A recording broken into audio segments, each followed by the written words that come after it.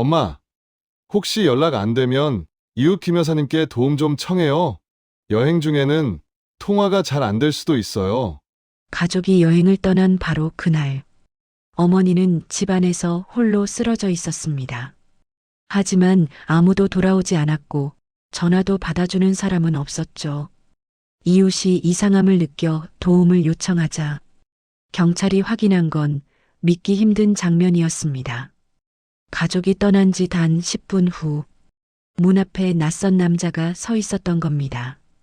그는 문을 억지로 연 것도 아니고 도망친 것도 아닙니다. 그저 문 앞에 서서 누군가를 기다리듯 조용히 서 있었죠. 경찰이 그의 얼굴을 확인한 순간 가족조차 몰랐던 충격적인 진실이 드러났습니다. 그 남자는 어머니가 평생 숨겨온 과거의 사람이었습니다.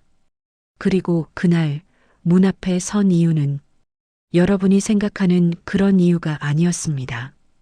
영상 끝까지 보시면 이 남자의 정체와 어머니가 살아오신 이유가 모두 밝혀집니다. 여러분, 부모님께 안부 한번 전하세요. 어머니, 아버님 늘 건강하시고 행복하세요. 이야기를 시작하겠습니다. 박은숙은 차가운 기운이 스며든 방 안에서 천천히 눈을 떴습니다. 밤새 무릎이 쑤셔 잠을 이루기 힘들었는지 몸을 일으키는데 한참이나 걸렸어요. 창문 틈으로 들어온 겨울 바람이 커튼을 흔들며 집안의 온기도 함께 빨아들이는 듯 했습니다. 은숙은 무릎을 감싸 쥐고 잠시 숨을 고른 뒤 천천히 침대 가장자리로 몸을 이동했어요. 예전엔 이런 아침에도 금세 일어나 식구들 밥상을 챙기곤 했지만 지금은 작은 움직임도 벅차 보였습니다. 거실에서는 여행 준비로 부산한 발걸음 소리가 이어지고 있었죠. 아들 민수는 캐리어를 닫으며 엄마 며칠만 다녀올게요라고 말했습니다. 말은 공손했지만 그의 시선은 짐 가방에만 머물러 있었어요. 은숙은 억지로 미소를 지으며 그래, 다녀와라고 대답했지만 목소리는 힘이 빠져 있었습니다. 그 미묘한 떨림을 알아차리는 사람은 아무도 없었죠. 며느리 수지는 거울을 보며 스카프를 정리하느라 정신이 없었어요. 냉장고를 열어 대충 반찬 몇 개를 넣은 뒤 며칠은 버티시겠죠라고 툭 던지듯 말했습니다. 은숙 쪽을 향한 시선은 오래 머물지 않았고 여행 일정표 확인이 더 중요해 보였어요. 은숙은 조용히 고개를 끄덕이며 냉장고 문이 닫히는 소리를 바라봤습니다. 며칠이라는 말이 이상하게 마음에 걸렸지만 그 의문을 혼자만의 생각으로 눌러 담았죠. 민수는 시계를 보며 택시 도착 시간을 확인했습니다. 엄마, 혹시 연락 안 되면 이웃 김 여사님께 도움 좀 청해요.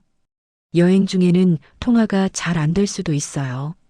말만 들으면 배려처럼 들렸지만 은숙은 잠시 손등을 내려다보며 마음 한쪽이 쓸쓸해졌습니다. 기댈 곳이 가족이 아니라 이웃이라는 사실이 새삼 낯설게 느껴졌어요. 그래도 은숙은 응, 알겠어라고 조용히 대답했습니다. 가족이 현관으로 나가자 문틈 사이로 찬바람이 한꺼번에 밀려 들어왔습니다. 민수는 캐리어를 끌며 금방 와요라고 말했지만 그 말은 이미 마음이 떠나 있는 사람의 짧은 인사처럼 가볍게 들렸어요. 수지는 마지막으로 화장대를 확인한 뒤 현관문을 닫아버렸죠. 문이 닫히는 순간 집안은 깊은 고요에 잠겼고 거실의 공기는 더 차갑게 내려앉았습니다. 은숙은 몇 걸음 떨어진 곳에서 그 닫힌 문을 한참 동안 바라보고만 있었어요.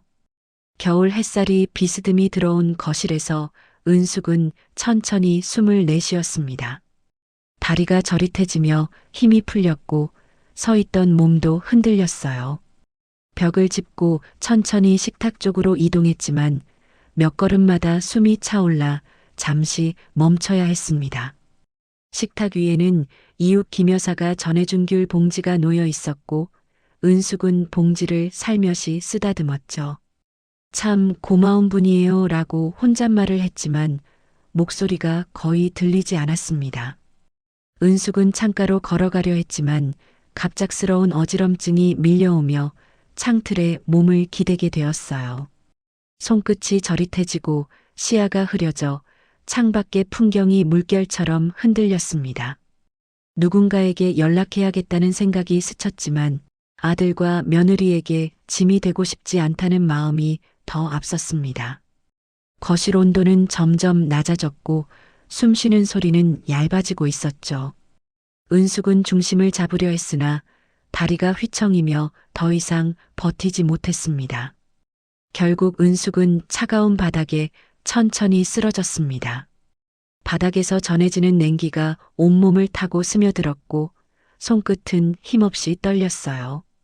은숙은 가까이에 놓인 의자를 붙잡으려 했지만 손끝이 허공에서 미끄러졌습니다. 창밖에서는 겨울바람이 세차게 불어왔지만 집안은 정막만 가득했죠. 은숙의 시야는 점점 어두워졌고 마지막 남은 숨이 가늘게 흔들리며 의식이 천천히 멀어져 갔습니다. 인천공항 출국장에는 여행객들의 말소리와 캐리어 바퀴 소리가 뒤섞여 활기가 넘치고 있었습니다. 민수와 수진도 사람들 틈에서 크게 다르지 않은 얼굴을 하고 있었어요. 두 사람은 마치 일상에서 잠시 벗어난 여유를 찾은 듯 밝은 표정으로 탑승 수속을 진행했습니다. 민수는 여권을 건네며 직원에게 10일 일정이에요라고 자연스럽게 말했습니다. 그 말은 은숙에게 했던 며칠만이라는 말과는 너무도 다른 길이었죠. 수지는 휴대폰 화면을 보며 여행지 지도를 확대했다 줄였다 반복했습니다. 여기 맛집은 꼭 가봐야 해요. 예약이 어려우니까 지금 미리 챙겨야죠. 그녀의 목소리에는 들뜸이 묻어 있었고 은숙을 두고 왔다는 생각은 거의 비집고 들어올 틈이 없어 보였습니다. 민수도 마찬가지였어요. 우리도 좀 쉬어야죠. 엄마도 괜찮다고 했으니까요. 두 사람은 스스로에게 그렇게 말하며 걱정을 밀어내고 있었습니다. 보안 검색대를 지나며 민수의 휴대폰이 잠깐 진동했습니다. 화면엔 김 여사님이라는 이름이 떠 있었지만 민수는 전화를 받지 않고 화면을 꺼버렸어요. 출장 때문에 잠깐 연락이 안 될 수도 있다 했잖아요. 민수는 그렇게 중얼거리며 미묘한 불편함을 지우려는 듯 고개를 저었습니다. 수지는 여기서부터는 비행기 타기 전까지 바쁘니까 신경 쓰지 말아요라고 말하며 팔을 툭 쳤죠. 그들은 면세점 앞에서 발걸음을 멈추고 여행 중 필요한 물건을 둘러보기 시작했습니다. 화장품을 시험해 보는 수진의 얼굴에는 여유가 넘쳤어요. 민수 역시 카메라 코너에서 여행을 기록할 장비를 고르고 있었습니다. 두 사람의 눈빛은 오직 여행에만 향해 있었고 은숙의 상태는 머릿속에서 슬며시 밀려나고 있었죠. 어쩌면 괜찮겠지라는 생각이 두 사람에게 가장 쉬운 선택이었는지도 모릅니다. 출국장 모니터에는 탑승 게이트 정보가 표시되고 있었어요. 가이드가 다가와 인사를 건네며 10일 일정, 다시 안내드릴게요라고 말했습니다. 민수는 일정표를 받아들고 생각보다 빡빡하네요라며 웃었어요. 그 말에 수지는 그래야 알찬 여행이죠. 오랜만에 우리도 좀 즐겨봐요라고 답했습니다. 두 사람의 대화 속에는 집에 홀로 남겨진 어머니에 대한 언급이 단 한 번도 나오지 않았습니다. 잠시 후 비행기 탑승 알림이 들리며 사람들의 발걸음이 게이트 쪽으로 몰렸습니다. 민수는 휴대폰을 체크하듯 켜보았지만 아무런 연락도 와 있지 않았어요. 그는 그것을 안도라고 생각하며 깊게 숨을 내쉬었습니다. 수지는 출발하면 네트워크가 끊기니까 지금부터는 더 신경 쓸 필요 없어요라고 말했죠. 민수는 짧게 고개를 끄덕이며 뒤를 돌아보지도 않고 게이트 안으로 걸어 들어갔습니다. 비행기 좌석에 앉자 두 사람의 표정은 한층 더 편안해졌습니다. 창밖 활주로에서는 이른 아침 햇살이 비행기 날개 위에 반짝이고 있었어요. 수지는 사진을 찍으며 여기 오길 잘했죠? 우리도 좀 쉬어야 해요라고 말했습니다. 민수는 창밖을 바라보다 문득 어머니의 흐릿한 표정을 떠올렸습니다. 하지만 마음이 불편해지려는 순간 안전벨트 안내 방송이 들리며 생각을 밀어냈어요.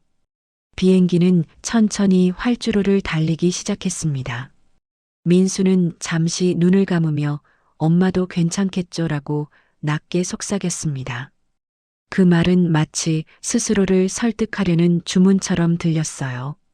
수지는 옆에서 커피 메뉴를 보며 이제부터는 여행이에요. 잠시 잊고 즐겨요라고 말했습니다. 그 말에 민수는 억지로 미소를 지으며 고개를 끄덕였죠. 비행기가 서서히 하늘로 떠오르자 두 사람의 얼굴에는 다시 기대와 설렘이 떠올랐습니다. 그 반짝이는 표정 뒤로 은숙이 차가운 집안에 쓰러져 있다는 사실은 누구에게도 알려져 있지 않았어요. 여행의 시작은 그렇게 가벼웠지만 그 순간 어딘가에서 아주 작은 균열이 생기고 있었습니다. 그 균열이 며칠 뒤 가족 전체를 뒤흔들 거대한 파도처럼 다가올 줄은 아무도 몰랐죠. 공항 뒤편에서 사라진 비행기의 꼬리날개는 곧 닥칠 진실을 아직 모른 채 하늘 높이 사라져갔습니다. 거실 바닥에 쓰러져 있던 은숙은 희미한 숨을 내쉬며 고개를 아주 조금 움직였습니다. 몸을 일으켜 보려고 손끝을 바닥에 대었지만 힘이 들어가지 않았어요. 차가운 바닥이 피부에 그대로 전달되면서 온몸이 더욱 굳어지는 느낌이 들었습니다. 은숙은 다시 한번 손을 뻗어보았지만 손등이 떨릴 뿐 몸은 꿈쩍도 하지 않았습니다. 그 순간 그녀는 자신이 얼마나 깊이 고립되어 있는지 서서히 실감하고 있었죠. 거실 구석의 시계는 묵묵히 초침을 움직이며 시간을 알려주고 있었습니다. 몇 분이 지나고 몇 시간이 흘러도 집안에는 어떤 인기척도 돌아오지 않았어요. 밖에서는 바람이 강하게 창문을 두드렸고 간혹 지나가는 사람들의 대화가 멀리서 희미하게 들려왔습니다. 하지만 그 소리가 은숙에게 닿기에는 너무 멀었고 집안은 그 소리를 삼키듯 깊은 정막이 내려앉았습니다. 은숙은 다시 숨을 크게 들이쉬려 했지만 호흡이 점점 짧고 가늘어지고 있었어요. 이웃 김 여사는 분리수거를 내려가던 길에 은숙의 집 앞을 지나쳤습니다. 평소 같으면 안에서 작은 생활 소음이라도 들릴 텐데 오늘은 너무 조용했어요. 김 여사는 혹시 쉬고 있는 건 아닐까 하고 초인종을 눌렀습니다. 그러나 집 안에서는 아무 응답이 없었어요. 김 여사는 다시 한번 눌렀지만 똑같이 정막만 흘렀죠. 어제도 몸이 안 좋아 보였는데 김 여사는 순간적으로 걱정이 밀려와 문고리를 조심스레 흔들어 보았습니다. 안쪽에서 문이 굳게 잠겨 있는 느낌이 전해졌고 이상하다는 생각은 더욱 커졌어요. 잠시 망설이던 김 여사는 결국 관리사무소로 향했습니다. 저기 박은숙 어르신 댁이 너무 조용하네요. 이상한 것 같아요. 그녀는 불안한 목소리로 그렇게 말했습니다. 관리사무소 직원은 기록을 확인하듯 컴퓨터 화면을 살폈습니다. 어젯밤에도 초인종 기록이 있긴 한데요. 누가 눌렀는지는 모르겠네요. 직원은 화면을 넘기며 최근 문제 신고 내역을 확인했어요. 며칠 전 어떤 주민이 문 앞에서 낯선 남자가 서성거렸다고 신고한 기록이 떠올랐습니다. 직원은 그 장면이 은숙의 집 부근이었다는 사실을 기억해 표정을 굳혔죠. 한번 CCTV를 확인해 볼게요. 직원은 제어실로 이동해 화면을 돌려봤습니다. 거기에는 은숙의 가족이 여행 가방을 들고 떠나는 모습이 선명하게 찍혀 있었어요. 그리고 그들이 떠난 지 얼마 지나지 않아 낯선 남성이 집 앞에서 천천히 주변을 살피는 장면이 나타났습니다. 그 남자는 초인종을 누르고 문틈을 들여다보는 듯한 행동을 반복했어요. 직원은 영상을 보며 얼굴을 찡그렸습니다. 이거 좀 이상하네요. 그냥 지나가는 사람 같지는 않아요. 그는 화면을 확대하고 남자가 집 앞을 서성이는 시간을 확인했습니다. 남자는 약 3분 정도 머무르다 고개를 숙인 채 천천히 자리를 떠났어요. 직원은 상황이 심상치 않다고 판단했습니다. 그 시각 은숙은 여전히 바닥에서 미약한 숨을 내쉬고 있었어요. 눈을 뜨려 해도 눈꺼풀이 무겁고 손을 움직이려 해도 떨림만 심해졌습니다. 몸이 차가워지며 의식이 멀어지는 느낌이 들었고 누군가 이름을 부르는 듯한 환청이 잠시 스쳐갔어요. 하지만 실상은 아무도 없었고 바람소리만이 창문을 흔들고 있을 뿐이었습니다. 은숙은 마지막 힘을 모으듯 허공에서 손을 조금 들어 올렸지만 금세 바닥으로 떨어졌습니다. 관리사무소 직원은 더는 지체할 수 없다고 느꼈습니다. 경찰에 신고해야겠어요. 혹시 모르는 상황일 수 있으니까요. 김 여사는 숨을 삼키며 고개를 끄덕였습니다. 직원은 곧바로 경찰에 전화해 상황을 설명했고 경찰은 즉각 출동을 결정했습니다. 김 여사는 그제서야 자신의 불안이 실제 위기로 이어지고 있음을 느꼈습니다. 그 사이 집안의 온도는 더 떨어졌어요. 은숙의 손끝과 발끝은 얼음처럼 차가워졌고 호흡은 거의 들리지 않을 정도로 약해졌습니다.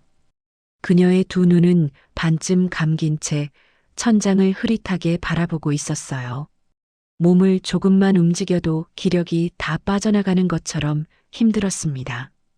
은숙의 귀에는 이제 세상의 모든 소리가 멀어져 가는 듯 했습니다. 경찰차의 사이렌 소리가 멀리서 희미하게 들리기 시작했습니다.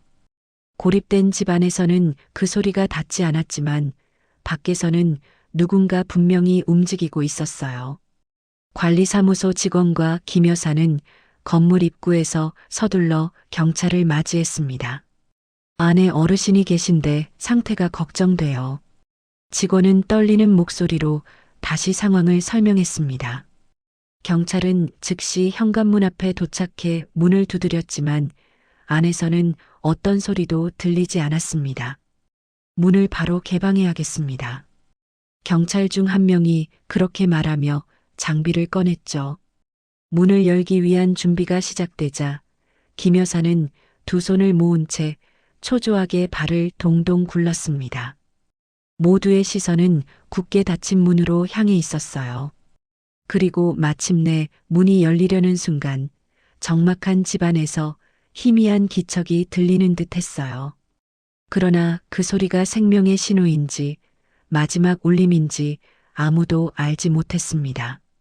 문이 완전히 열리기 전까지 그 안에서 어떤 상황이 펼쳐져 있을지는 오로지 어둠만 알고 있었죠. 그리고 그 어둠 속에는 지금도 칠흑 같은 고립 속에 놓인 은숙이 조용히 숨을 이어가고 있었습니다. 위기는 이미 깊게 진행되고 있었고 시간은 점점 더 빠르게 흘러가고 있었어요. 경찰은 관리사무소 제어실로 들어서자마자 모니터 앞에 앉아 영상을 돌려보기 시작했습니다. 화면 속에는 여전히 겨울의 차가운 기운이 느껴질 정도로 선명한 장면들이 이어지고 있었어요. 먼저 가족이 무거운 여행 가방을 끌고 엘리베이터로 향하는 모습이 나타났습니다. 이 장면만 보면 평범한 출국 준비처럼 보였지만 지금 이 상황에서는 전혀 다르게 느껴졌죠. 경찰은 영상 속 시간을 확인하며 가족이 떠난 시각을 정확히 기록했습니다. 직원은 조심스럽게 CCTV 시간을 뒤로 돌렸습니다. 가족이 사라진 지 채 10여 분도 지나지 않아 모니터 한쪽에 낯선 남성이 모습을 드러냈어요. 그 남자는 두꺼운 외투에 모자를 깊게 눌러 쓴 채 은숙의 집 앞에서 천천히 걸음을 멈췄습니다. 바로 이 사람이에요. 제가 어제 주민 제보에서 들은 모습과 비슷하죠. 직원은 목소리를 낮추며 경찰에게 설명했습니다. 경찰은 영상을 정지시키고 남성의 얼굴이 보이는 부분을 확대했습니다.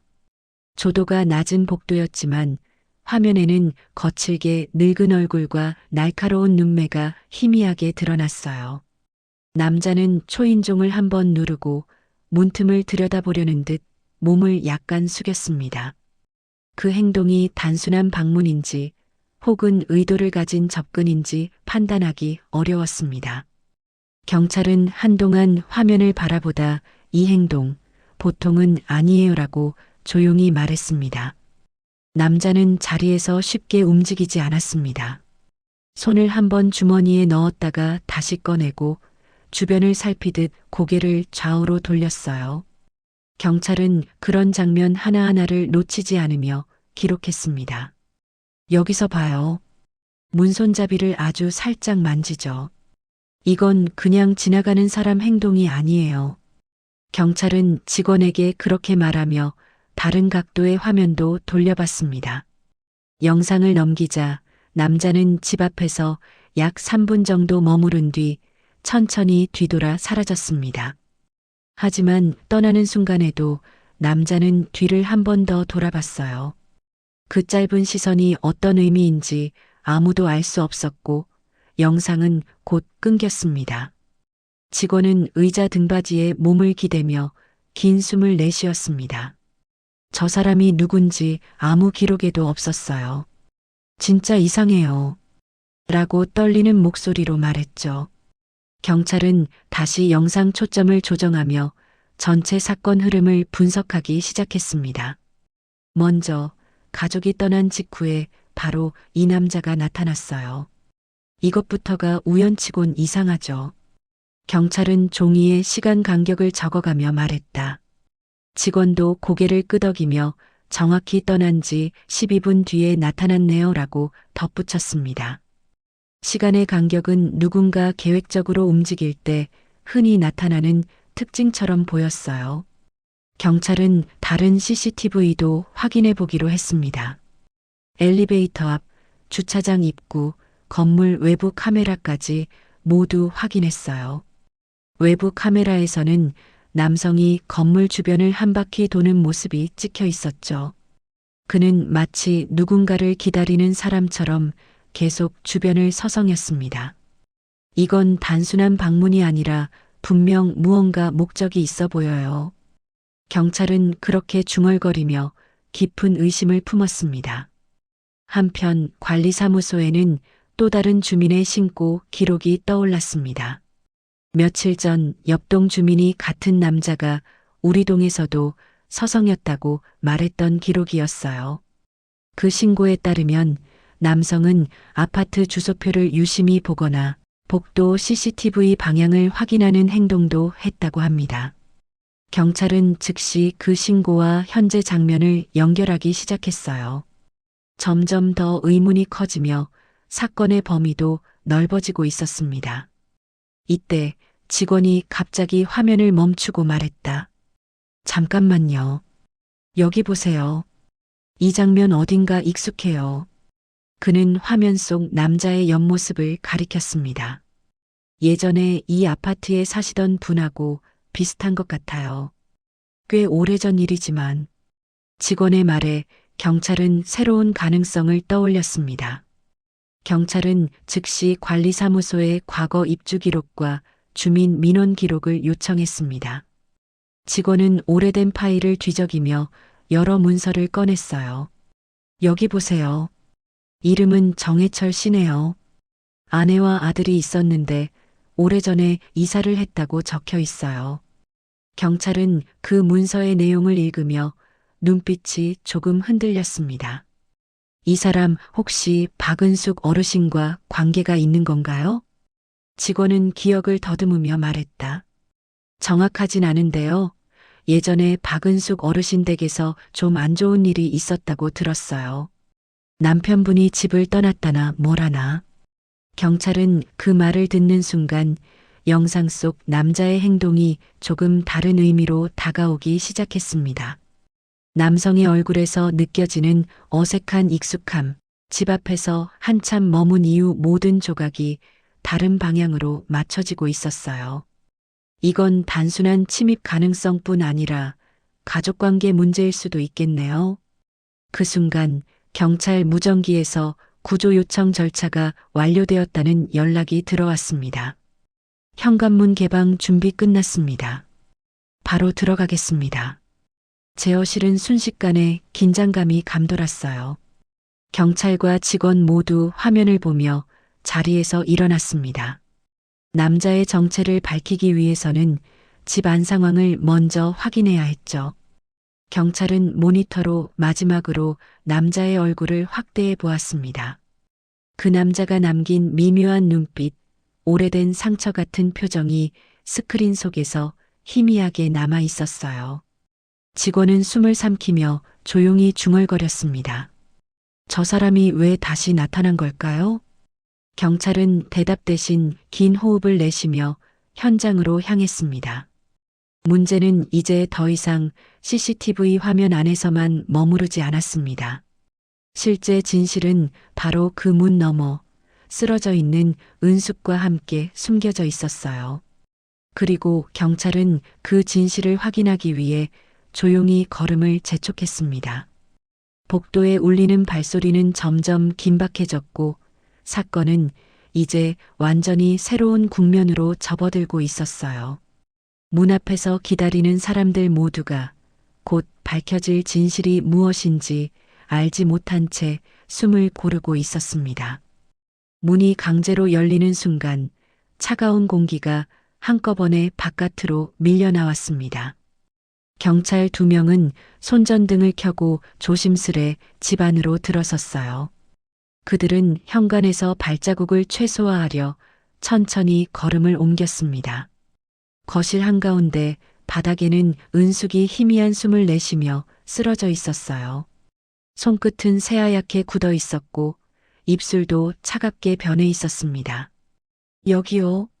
여기 계세요. 한 경찰이 급히 외치며 무전기로 의료진을 호출했습니다. 다른 경찰은 은숙의 맥박을 확인했는데 매우 약하게 뛰고 있었어요. 아직 살아계십니다. 빨리 옮겨야 해요. 경찰의 목소리는 떨렸고 상황의 긴박함이 그대로 전해졌습니다. 의료진이 도착하자마자 들것을 펼치고 은숙을 안정적으로 이동시키기 시작했어요. 산소 마스크가 씌워졌고 그녀의 몸에는 긴급 보온포가 덮였습니다. 은숙의 눈꺼풀은 아주 미세하게 떨렸지만 의식은 돌아오지 않았습니다. 그 모습은 오랜 시간 동안 누구의 도움도 받지 못한 채 버텨온 흔적처럼 보였어요. 의료진은 저체온 증세가 심해요. 서둘러 병원으로 가겠습니다라고 말했습니다. 경찰은 의료진을 따라가려다 방 안에서 열린 상자 하나를 발견했습니다. 상자는 오래되어 모서리가 닳아 있었고 뚜껑은 반쯤 열린 상태였어요.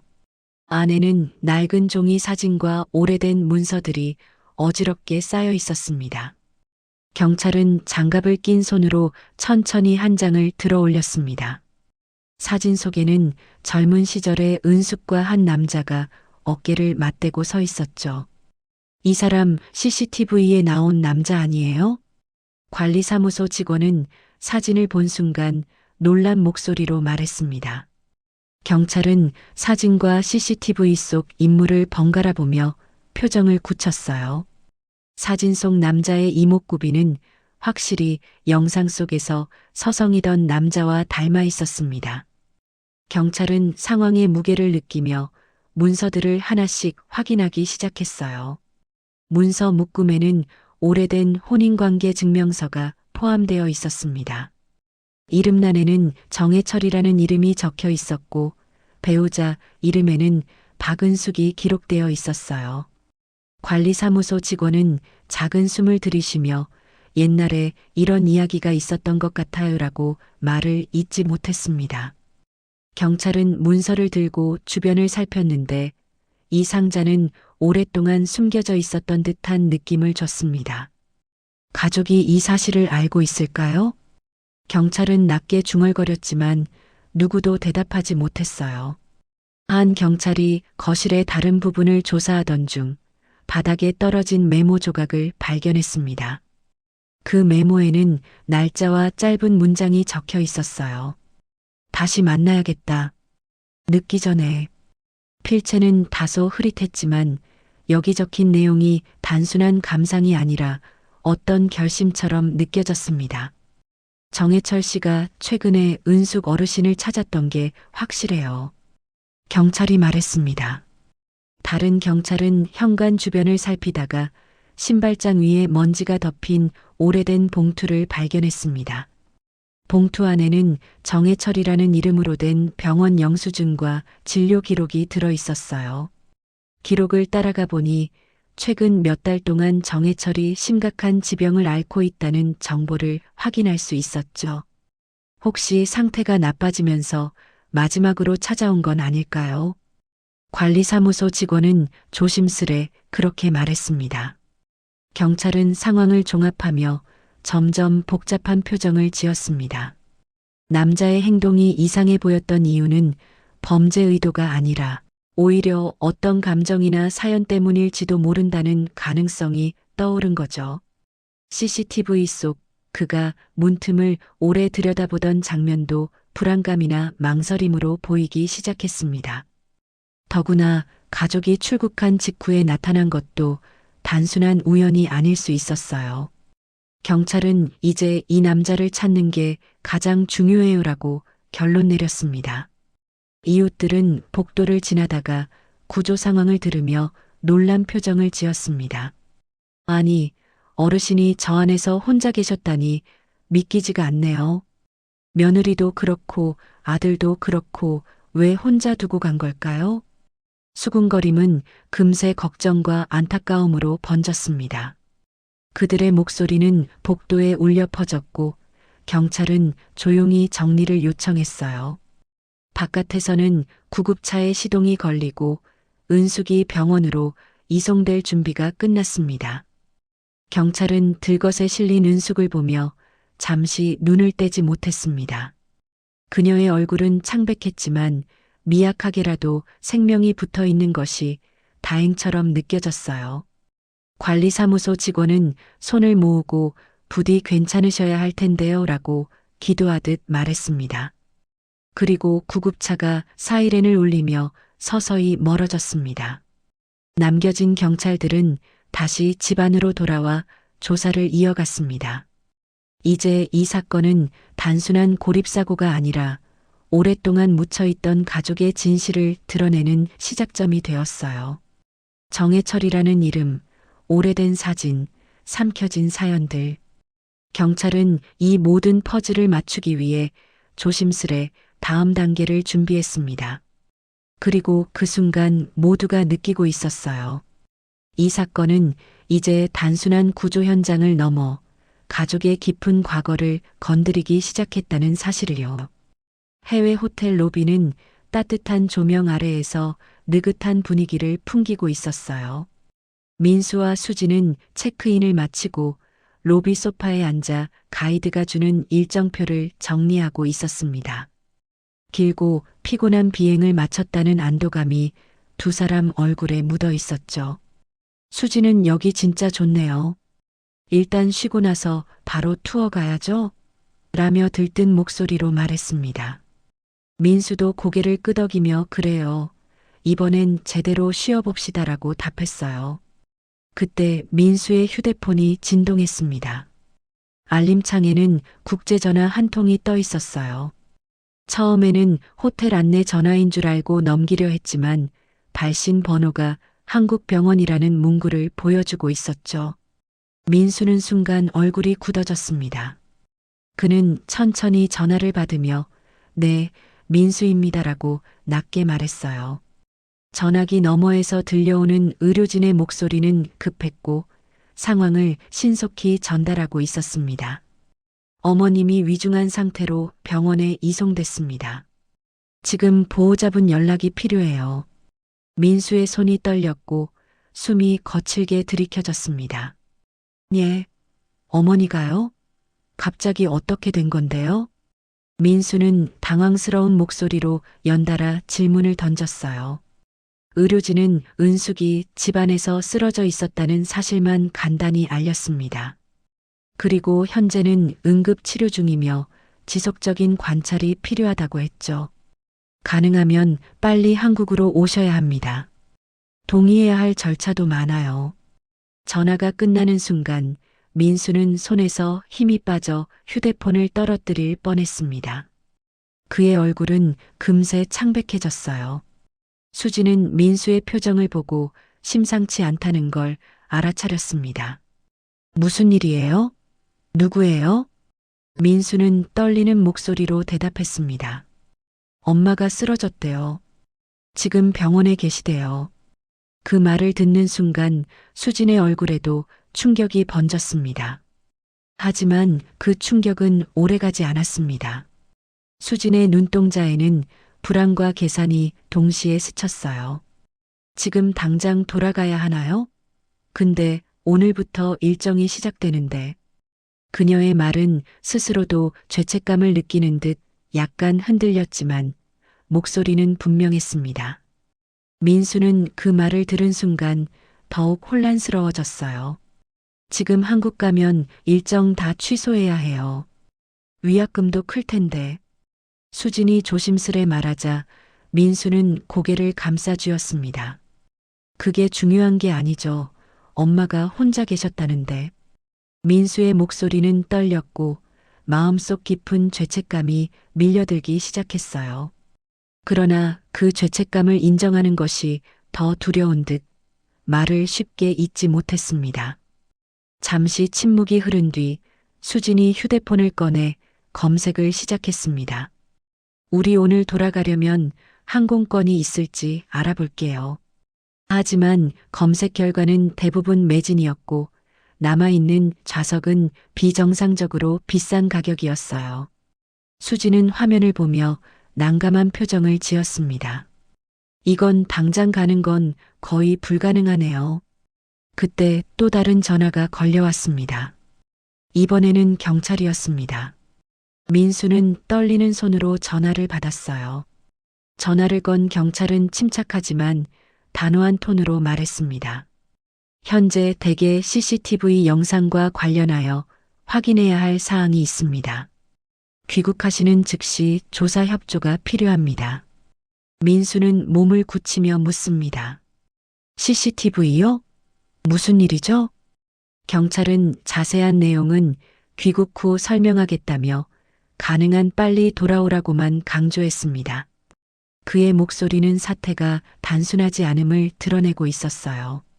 전화를 끄는 민수는 깊게 숨을 들이켜며 자리에서 일어나지 못했죠. 수지는 민수의 눈빛에서 더 큰 두려움을 읽었습니다. 무슨 일인지 말해줘요. 민수는 잠시 말을 잇지 못하다가 답했습니다. CCTV에 누가 찍혔다고 해요.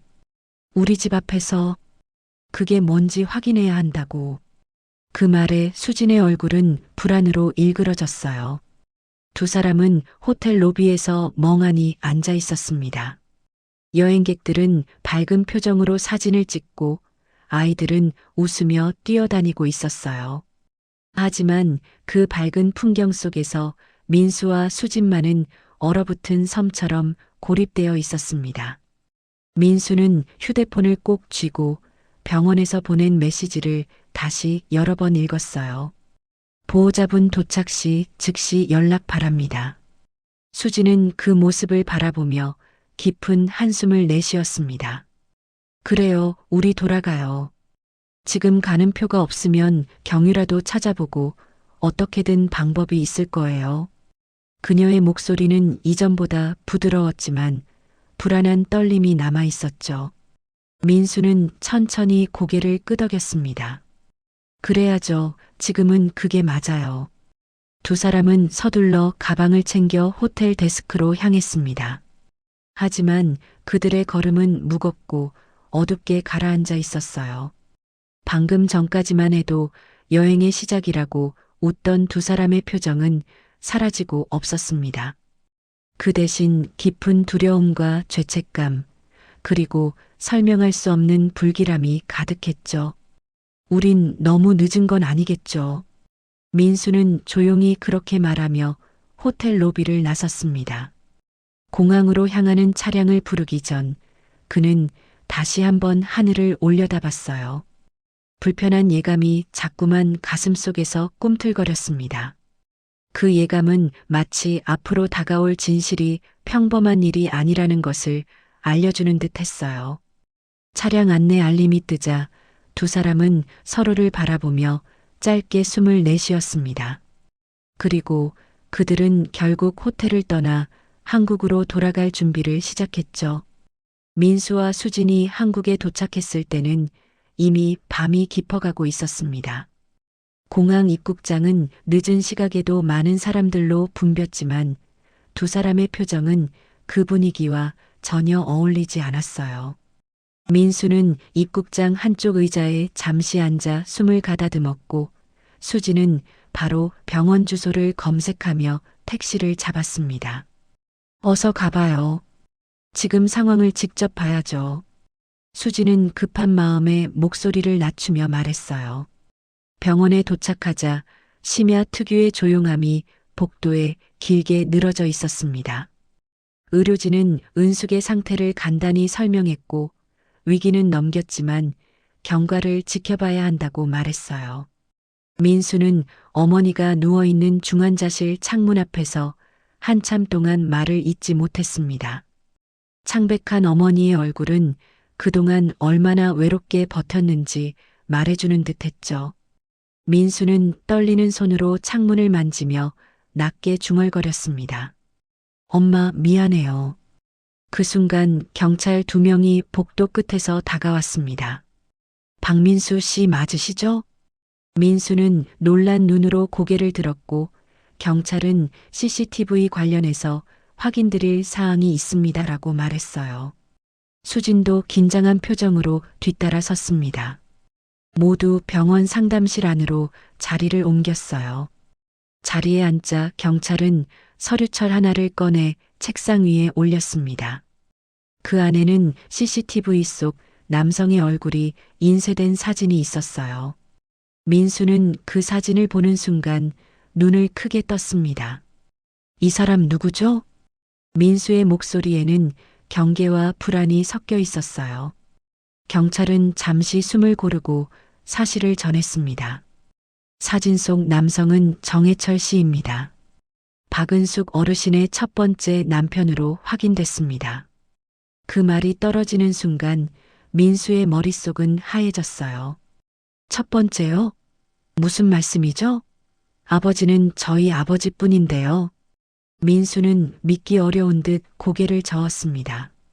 경찰은 조용히 설명을 이어갔습니다.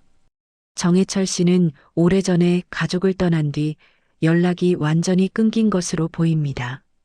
하지만 최근에 지병이 악화되면서 은숙 어르신을 다시 찾아온 것으로 추정됩니다. 수지는 손등을 가만히 쥐며 떨리는 목소리로 물었어요.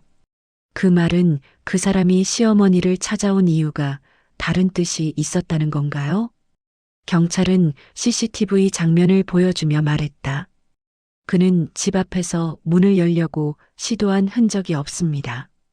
오히려 초인종만 여러 번 누르고 안쪽 상황을 확인하려는 모습이었어요. 민수는 화면 속 남자의 복도에서 불안하게 서성이는 장면을 바라보며 입술을 깨물었습니다. 영상 속 남자는 침입자가 아니라 망설이는 사람 혹은 걱정하는 사람처럼 보였어요. 경찰은 더 조심스럽게 계속 설명했습니다. 정확한 기록은 없지만 남자분이 어르신의 상태를 확인하고 신고하려 했던 건 아닌지 추정됩니다.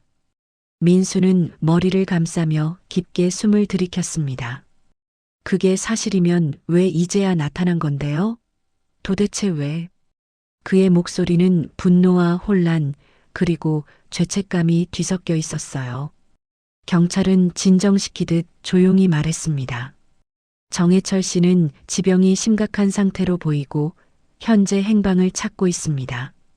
수지는 믿기 어려운 듯 중얼거렸습니다. 그럼 그 사람이 우리보다 먼저 어머니 상태를 알고 있었던 건가요? 이 말은 두 사람에게 큰 충격으로 다가왔어요. 민수의 표정은 굳어졌고 손끝은 싸늘하게 식어가고 있었습니다. 오랫동안 감춰져 있던 가족의 과거가 현실로 모습을 드러내고 있었어요. 경찰은 마지막으로 한 가지를 덧붙였습니다. 집안에서 발견된 사진과 문서들을 보면 정해철 씨는 어르신을 오랫동안 잊지 못했던 것으로 보입니다. 수지는 의자 등받이에 천천히 기대며 긴 숨을 내쉬었어요. 그럼 이건 우리만 모르고 있었던 이야기였던 거네요. 민수는 아무 말도 하지 못하고 손을 무릎 위에서 굳힌 채 바라만 보고 있었죠. 대화가 끝나고 경찰이 자리를 떠난 뒤 민수와 수지는 복도에 조용히 서 있었습니다. 민수는 의식 없이 누워있는 어머니의 병실 쪽을 바라보며 떨리는 숨을 내쉬었어요. 엄마가 이런 얘기를 왜 한 번도 하지 않으셨을까? 그는 마치 뭔가를 잃어버린 사람처럼 허탈한 표정을 지었습니다. 수진도 옆에서 조심스럽게 그의 팔을 잡았어요. 당황스러운 건 맞지만 지금은 어머니부터 챙겨요. 그게 먼저죠. 민수는 천천히 고개를 끄덕였습니다. 하지만 그의 눈은 여전히 복잡한 감정으로 흔들리고 있었어요. 그가 느끼는 슬픔과 충격은 단순히 과거를 처음 알게 되어 생긴 것이 아니었습니다. 정해철이라는 남자가 가족보다 먼저 은숙을 걱정하고 있다는 사실이 더 큰 죄책감을 불러왔죠. 그리고 그 죄책감은 마음 깊숙한 곳에 무겁게 눌려 앉았습니다. 수지는 의료진과의 상담을 마치고 민수 곁으로 돌아왔습니다. 의사 선생님이 내일 아침에 다시 상태를 보자고 하셨어요. 오늘은 안정이 중요하대요. 민수는 중환자실 창문을 바라보며 조용히 고개를 끄덕였어요. 그래요, 엄마가 괜찮아지셔야죠. 그의 목소리는 금방이라도 꺼질 것처럼 약했습니다. 두 사람은 병원 밖 벤치에 잠시 앉아 있었습니다. 바람이 차갑게 불어왔고 민수는 잠시 하늘을 올려다봤어요. 만약 그 남자가 없었다면 엄마는 오늘. 민수는 끝내 말을 잇지 못하고 입술을 다물었습니다. 그 말의 끝은 누구도 상상하고 싶지 않은 내용이었죠. 수지는 조심스레 그의 어깨에 손을 올렸습니다. 이제라도 돌아와서 다행이에요. 앞으로는 우리 둘이 잘 지켜드리면 돼요. 그녀의 말은 위로였지만 민수의 마음속에서는 더 큰 결심이 피어오르고 있었어요. 이제는 어머니를 절대 혼자 두지 않겠다. 그 결심은 조용하지만 단단하게 자리 잡고 있었습니다. 병원 건물 위로 바람이 스치고 복도 불빛이 희미하게 흔들렸습니다. 그날 밤은 유난히 길어 보였고 가족의 과거와 현재가 뒤섞여 한꺼번에 몰려왔어요. 민수는 깊게 숨을 내쉬며 병실 쪽을 다시 바라봤습니다. 이제야 비로소 어머니 곁을 지켜야 할 때가 왔다는 사실을 깨닫고 있었죠. 그 밤은 그렇게 묵직하게 서로 다른 진실을 아는 채 흘러가고 있었습니다. 새벽이 가까워질 무렵 병원 복도에는 희미한 조명이 내려앉아 있었어요. 긴 밤을 지나 어느덧 하루가 바뀌려는 시각, 은숙의 중환자실 앞에는 정막이 감돌았습니다. 민수는 잠 한숨 자지 못한 얼굴로 의자에 앉아 있었고 두 손을 깍지 낀 채 가만히 기도하듯 고개를 숙이고 있었어요. 수진도 그의 옆에서 조용히 따뜻한 캔커피를 내밀었습니다. 조금이라도 마셔요. 너무 오래 버티고 있어요. 민수는 고개를 끄덕이며 작은 숨을 내쉬었어요. 잠시 후 의료진이 병실 문을 열고 나왔습니다. 호전 반응이 조금 보입니다. 의식이 돌아올 가능성이 있어요. 그 말을 듣는 순간 민수의 몸이 굳어졌다가 서서히 풀렸습니다. 그는 자리에서 일어나 창문 너머 어머니를 바라보며 떨리는 목소리로 물었어요. 그럼 깨실 수도 있다는 말씀이죠? 의료진은 고개를 끄덕이며 조금 더 지켜보면 알 수 있어요 라고 답했습니다. 두 사람은 병실 창문을 사이에 두고 은숙을 바라봤습니다. 보온포 아래에서 은숙의 가슴이 아주 약하게 들썩이는 모습이 보였어요. 창백했던 얼굴에도 미세하게 붉은 기운이 돌기 시작했습니다. 민수는 손바닥으로 창문을 살며시 짚으며 조용히 중얼거렸어요. 엄마, 나왔어요. 다시는 혼자 두지 않을게요. 그의 목소리는 낮았지만 그 안에는 깊은 다짐이 담겨 있었습니다. 시간이 조금 더 흐르자 은숙의 손가락이 아주 작게 움직였습니다. 의료진은 곧장 들어가 상태를 확인했고 민수와 수진도 긴장한 눈빛으로 바라봤어요. 잠시 후 의사는 고개를 내밀어 말했습니다. 잠깐 들어오셔도 됩니다. 아직 완전히 깬 건 아니지만 반응이 있어요. 민수는 숨을 고르며 조심스레 병실 안으로 발을 들어놓았습니다. 은숙은 여전히 희미한 눈으로 천장을 바라보고 있었어요. 민수가 가까이 다가가 엄마 저예요 라고 낮게 부르자 은숙의 눈동자가 아주 천천히 움직였습니다. 그녀는 힘겹게 목을 돌리며 민수를 향해 시선을 맞추려 했습니다. 입술이 약하게 떨리며 어떤 말을 하려 했지만 목소리가 나오지 않았어요. 민수는 급히 손을 잡고 말하지 않아도 돼요. 이제 괜찮아요라고 말했습니다. 은숙의 손끝이 민수의 손을 아주 약하게 눌렀습니다. 수진도 뒤에서 조심스레 가까이 섰습니다. 어머니, 너무 걱정했어요. 이제 저희가 잘 지켜드릴게요. 수진의 눈가에는 어느새 눈물이 맺혀 있었어요. 그동안 무심했던 태도, 뒤에 감춰진 진심이 오늘에서야 조금씩 드러나는 듯 했습니다. 은숙은 천천히 눈을 감았다 뜨며 두 사람의 기색을 알아보는 듯 했어요. 그 모습은 마치 긴 시간 홀로 견뎌온 마음이 조금은 풀리는 순간처럼 보였습니다. 그때 경찰이 조용히 병실 앞에 서 있다가 민수에게 다가왔습니다. 박민수 씨, 정해철 씨 소식이 도착했습니다. 민수는 긴장한 표정으로 고개를 들었어요. 경찰은 낮은 목소리로 말했습니다. 현재 치료 중이라고 합니다. 몸 상태가 좋지 않지만 의식은 돌아온 상태예요. 민수는 복잡한 표정으로 깊게 숨을 들이켰습니다. 그분이 왜 엄마를 찾아온 건가요? 진짜 이유가 있었나요? 민수의 질문에 경찰은 잠시 망설이다 작은 종이 한 장을 꺼내 건넸어요. 집안에서 발견된 메모입니다. 정해철 씨가 쓴 것으로 보입니다. 민수는 떨리는 손으로 메모를 펼쳤습니다. 짧은 글씨가 적혀 있었어요. 은숙 미안하오.